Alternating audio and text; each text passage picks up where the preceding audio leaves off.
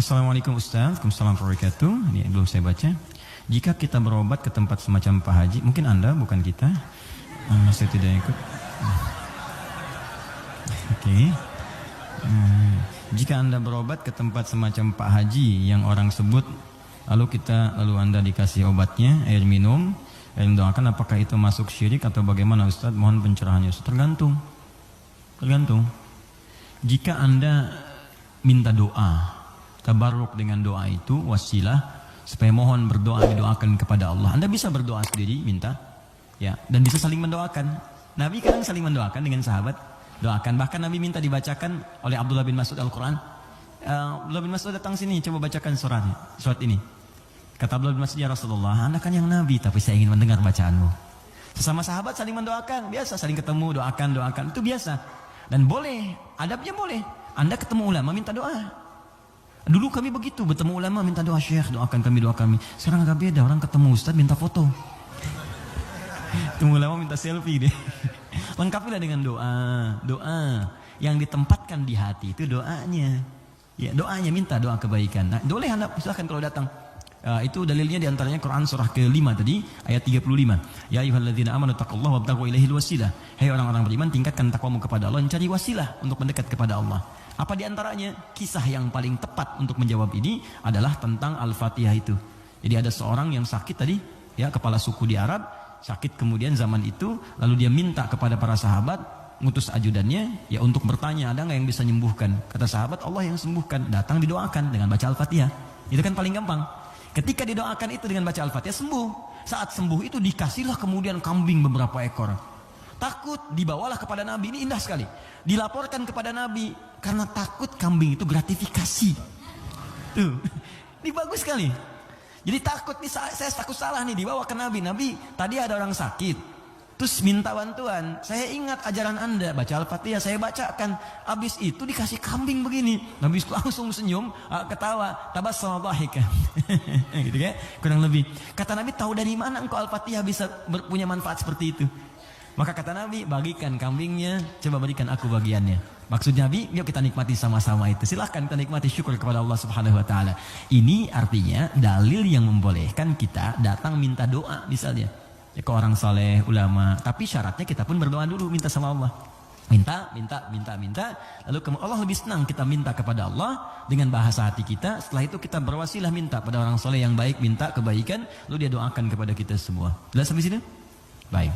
Kalau ada yang khusus semacam tertentu, ada pengaruh jin atau apa, biasanya dia diangkat tuh, mengangkat sesuatu yang bukan dari tempatnya. Ini bukan dari tempatnya, saya angkat, ini spidol, tempatnya bukan dalam gelas, lalu saya angkat. Jin tempatnya bukan di tubuh kita angkat. Bahasa Arabnya raka, ya, raka yarka atau raka yaraki tarqiyatan wa ruqyatan, maka disebut ruqyah namanya. Terus ya, ada ruqyah itu macam-macam, ada yang dengan bacaan saja, ada yang dengan air misalnya, air terus diminum, ya. Ada yang dulu ruqyah terkenal sekali, orang soleh, dia sakit, punya anak sakitnya lumpuh semua. Nah begitu lumpuh, ini orangnya baik sekali, kesolehannya nampak pada prasangka baiknya. Jadi semua yang datang prasangka baik aja. Malam-malam, Bu, bayangkan ada perampok datang tengah malam. Ini kisah ini sangat populer sekali. Perampok serombongan datang ke rumahnya. Karena prasangka baik ini dikira mujahid fisabilillah mampir. Dulu kan bukan kayak kita sekarang kan, rombongan mujahid dengan ini kan nggak kelihatan tuh. Malam-malam datang dikira mujahid. Begitu dibuka pintu, oh ahlan wa sahlan mujahid, masya Allah, silahkan masuk. Bayangkan perampok disuruh masuk. Disebut mujahid fisabilillah, datang. Akhirnya apa yang terjadi? Silahkan, duduk dulu, istirahat dulu, mandi dulu. Dimintalah berwudu semua. Tolong para mujahid silahkan berwudu dulu. Ya, wudu. Supaya apa? Salah satunya, ternyata di bawah keran itu dia simpan bejana untuk menampung air wudu mereka. Ini kisah nyata, benar terjadi. Jadi bukan rekaan, di kisah nyata sampai riwayat kepada kita dan valid riwayatnya. Jadi orang-orang salaf dulu. Di begitu air wudunya tumpah ke situ, dan dia melihat orang-orang perampok tadi, kok ada anak ini nggak bangun. Ya kata mereka ke bapak tadi, ini siapa? Ini anak saya, dia kena lumpuh katanya. Oh gitu, udah duduk, dijamu dengan makan semua. Udah rapi, suruh wudu, makan, pulanglah mereka. Nah, begitu pulang, ini yang menarik. Beberapa pekan kemudian datang lagi. Dibuka lagi yang mujahid, katanya Masya Allah, Masya Allah. Yang buka siapa? Yang buka anak yang lumpuh tadi.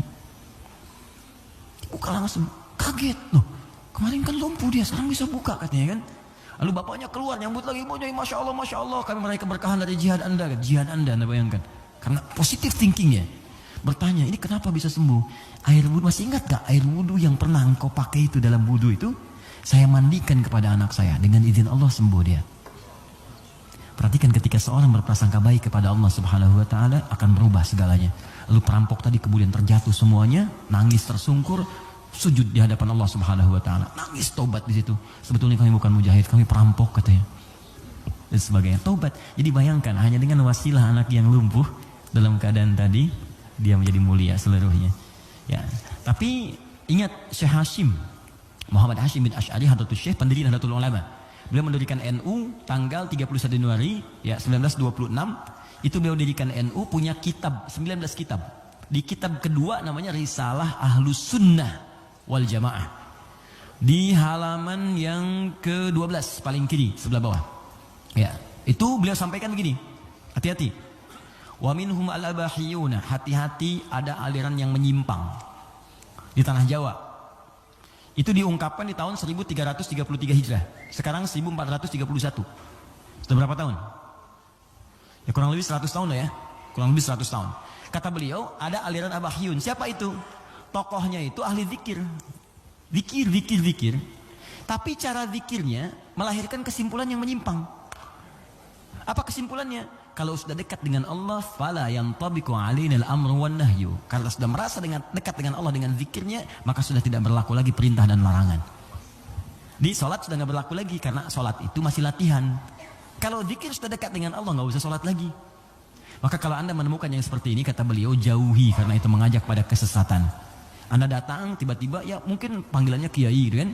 Ya pakai jubah lebih lebar daripada Batman. Kadang-kadang kan tertukar lah sekarang. Sekarang atribut kiai dengan dukun itu disama-samain, ini susah gitu kan.